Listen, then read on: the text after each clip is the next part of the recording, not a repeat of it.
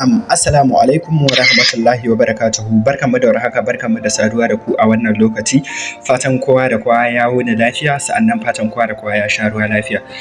Kamar kullum, kamar yadda aka saba, yau ma na zo muku da shahararren fim ɗin da kuka jima kuna dakonsa, watakan Zafin Wuta.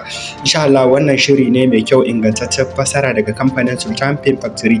Sa'annan zuwa gobe Laraba zai fita, ko in ce za su fita domin akwai fina-finai da dama waɗanda za su fita a gobe Laraba na kamfaninnika da dama, kama daga kan kamfanin Yusuf Zamani, Megadub Studio, Alhassan Record, Yusuf Zamani da dai shauran kamfaninnika da dama insha Allah. Sannan ga masu buƙatar shiga group namu na VIP, to za ku iya yi mana magana akan wannan lambar wayar tamu da take kan jikin poster.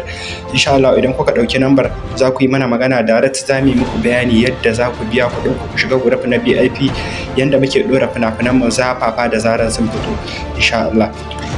Sa'annan ga masu buƙatar shiga group ɗinmu na Telegram da na WhatsApp, za ku iya ɗaukar lambar mu ko ku shiga link ɗinmu da ke cikin description. Za mu ajiye muku link ɗin kan description, sai ku ɗauka ku shiga cikin group ɗinmu insha Allah.